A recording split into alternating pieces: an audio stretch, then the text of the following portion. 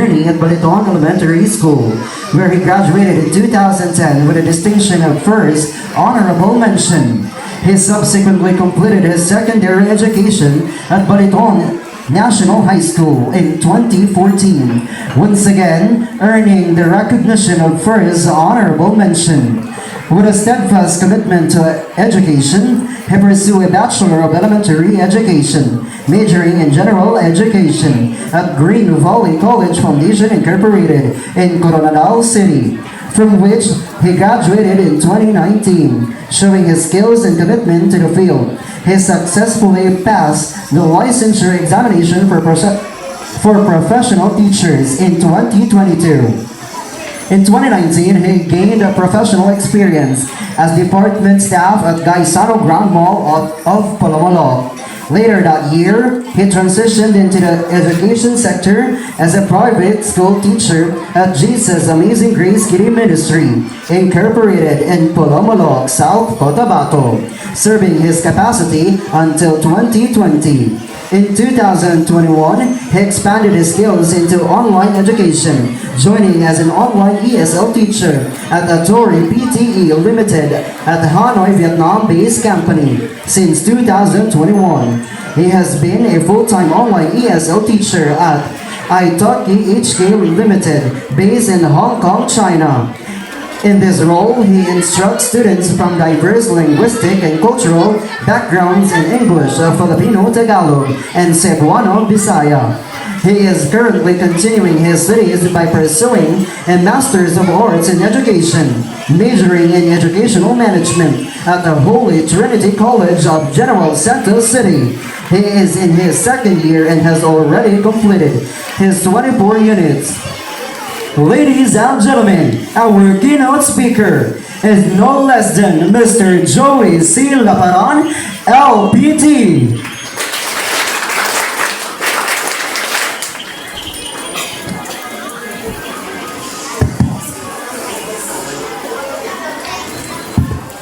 The strongest people in this world are not the people who always win, but the people who don't give up when they lose. First and foremost, I would like to extend my utmost respect to the officer in charge of this Office of the Schools Division Superintendent, Assistant Schools Division Superintendent, Attorney Nilen B. Frinal.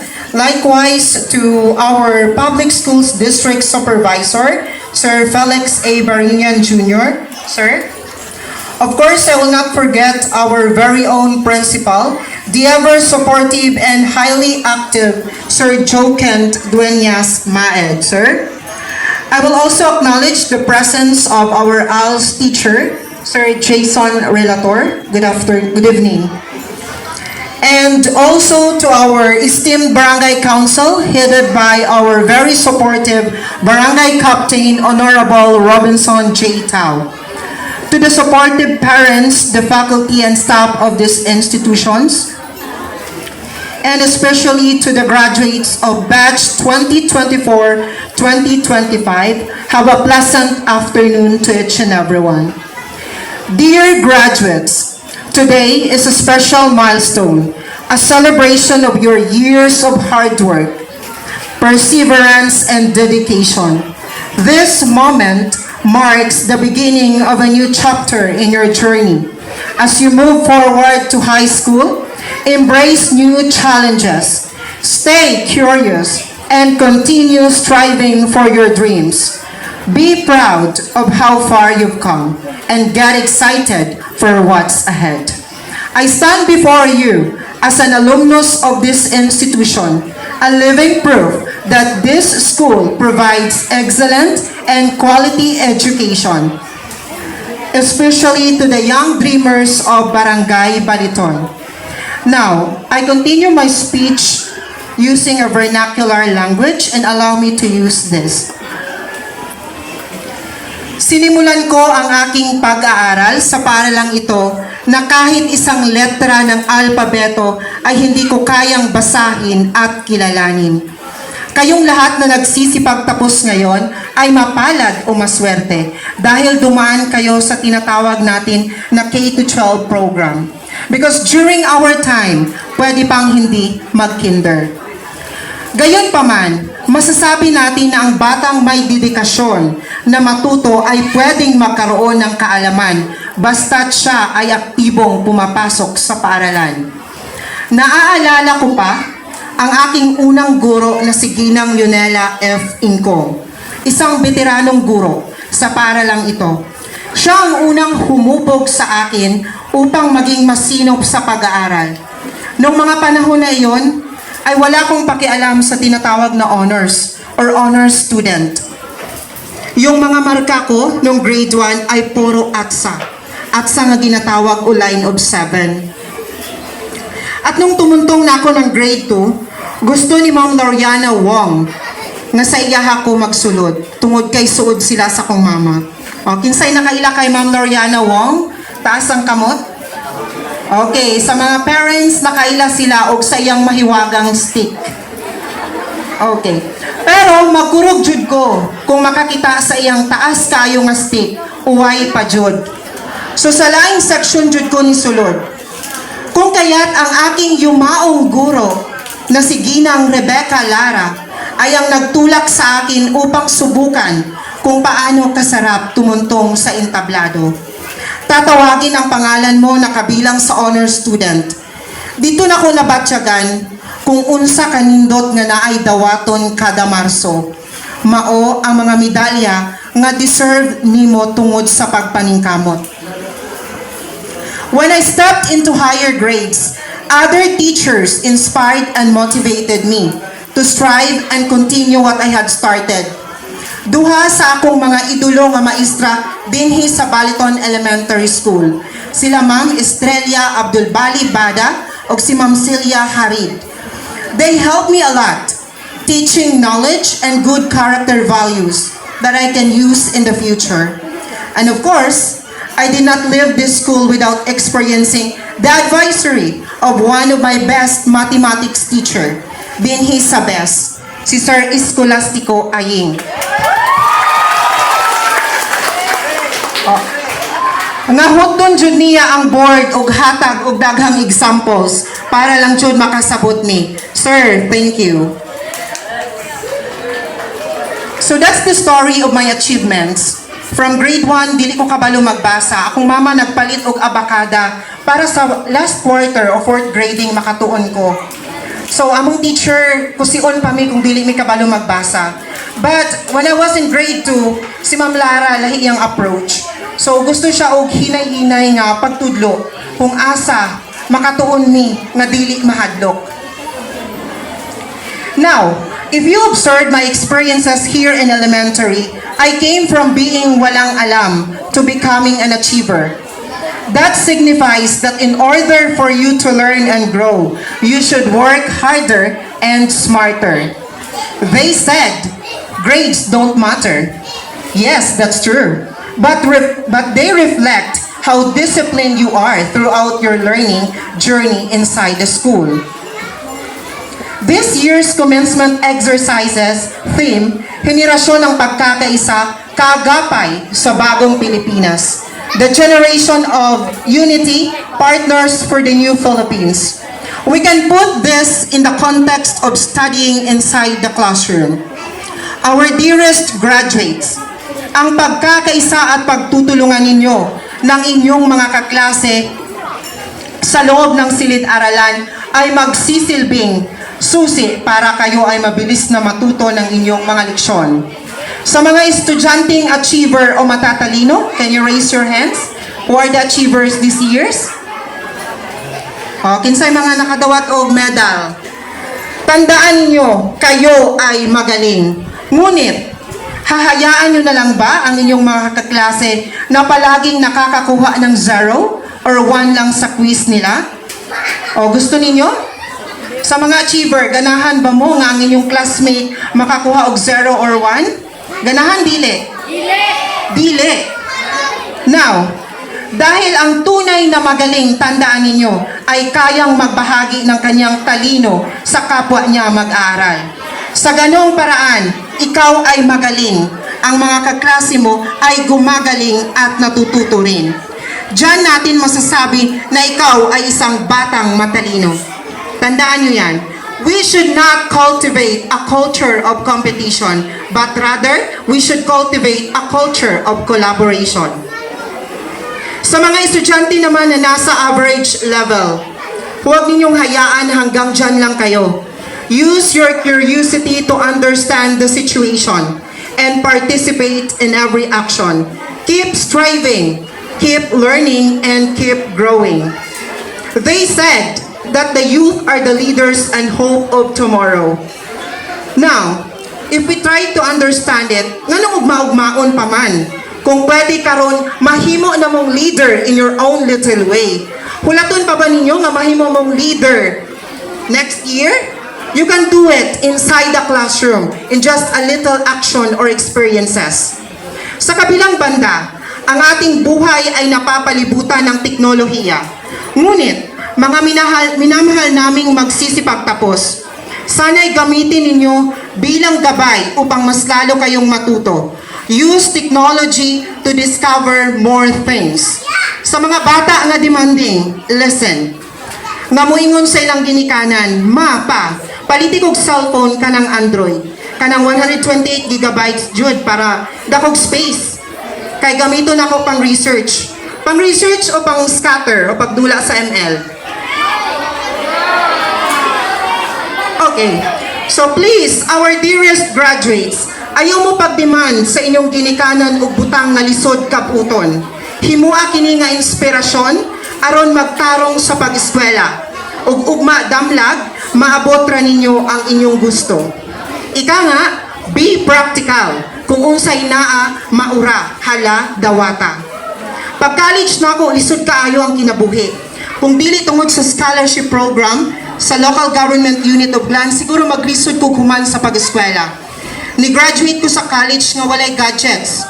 Walay laptop na gamiton sa research. Maabtan pa mi og alas 12 sa internetan para lang mahuman ang mga documents or other paper documents. Pero wala na akong gikasakit. Niingon akong papa nga pangitaan nila og paagi nga makapalit og laptop that time. But I said, okay ra pa. Mo-graduate ko sa college bisag wala ng butanga. And right now, nga naan ako'y trabaho, dili sa pagpanghambog, makapalit na ko gadgets nga gusto nako. Now, why did I choose to become a teacher? As the youngest among 7 siblings, I was the only one given the chance to finish college. My mama and papa always said, bisag ikaw na lang jud ang makahuman sa pag-eskwela. Malipay na kaayo ni ana. That's why I chose education, because I know this is the noblest profession, one that can transform countless lives. Kabalo ko duna usab kamoy pangandoy sa kinabuhi. Siguro dunay mahimong abogado, doktor, engineer, o siguro ang uban mahimo pang politiko diri sa inyo ha. Tama? O kinsay gusto mahimong abogado? Doktor, nurses, o uban pang mga kurso. Furthermore, as you walk away from this institution, dili naman jud mapugnan, mo graduate naman jud mo. Excited na ba mo mubiya sa Baliton Elementary School? Agoy. So balik-balik po niya mo. Okay, so now I would like to define BES. B-E-S in my own way. Letter B, brave. Ang isang best na estudyante ay matapang sa pagharap sa mga hamon. Remember, your teacher prepared you a lot of skills and strategies. So inakabot ninyo sa high school, di dyan maghadlok-hadlok. Kung pariporton sa atubangan, report. Kung tawagon sa maestra ng imong leader, grab the opportunity. Because that's the time that you can grow and develop your skills. Letter E, you are excellent. Mahusay. Mahusay sa kanyang pagsisikap sa pagkatuto. Tandaan ninyo, you can be a leader in your own little way. So pag himuon mo leader sa klase, i-grab ang opportunity. Dili magtuklod sa uban. Because that's only once in a lifetime experience. Tagsara ka i-leader. Pero i-grab ang opportunity aron ka mag-grow. And letter S, you have the strong will. Matibay na loob. Meron kang matibay na loob upang maabot ang inyong mga pangarap. Ano man ang pagsubok, hindi kayo susuko dahil alam ninyong ang hakbang na papalapit ay patungo sa tagumpay. Okay, tandaan, you are matapang, mahusay, at matibay. Sabihin nyo nga sa inyong mga katabi, we are from best, or galing tayong best, and we are the best. Tapitin ninyo ang inyong mga katabi. Okay, galing tayong best, and we are the best.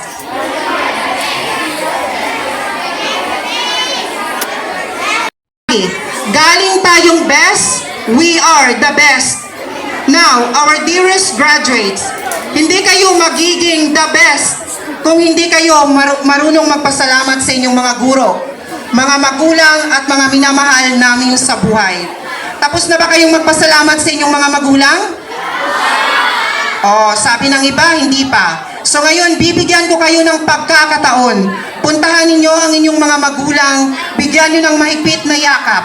Okay, magbilang ako ng 3. Tumayo kayo, wag lang magtakbuhan. In 3, 2, 1. Also, go to your teacher and give them thanks.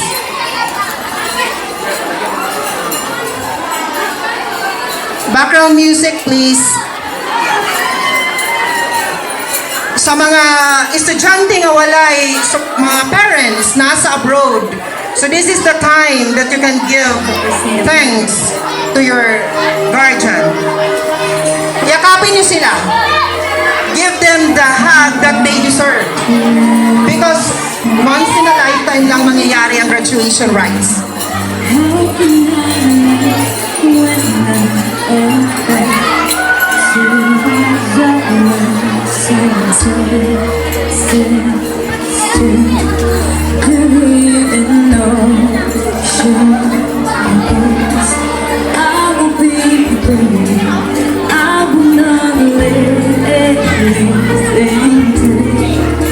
Sige, damhin ninyo ang pagmamahal na ibinigay ng inyong mga guro.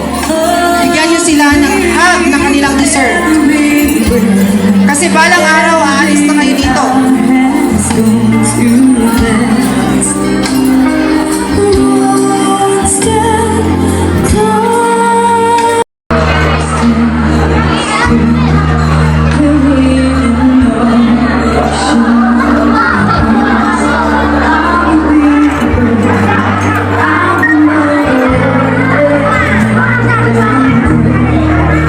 Sige, damhin ninyo ang pagmamahal na ibinigay ng inyong mga guro. Bigyan nyo sila ng hug na kanilang deserve. Kasi balang araw, aalis na kayo dito.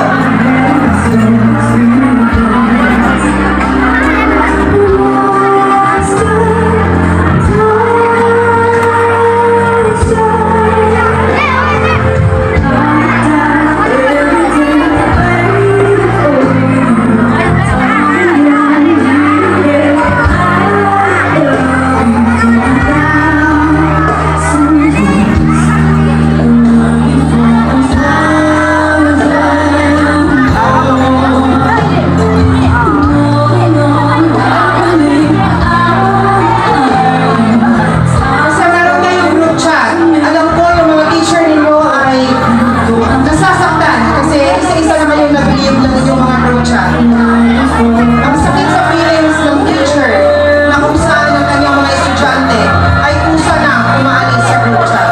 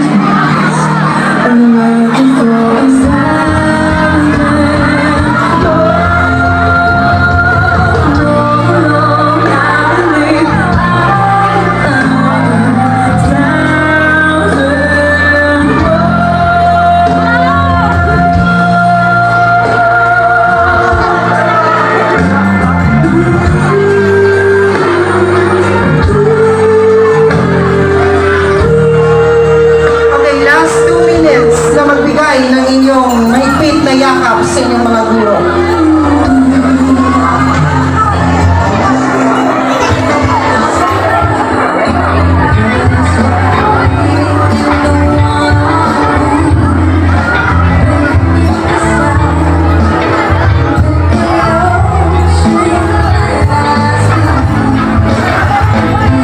Okay, last 1 minute.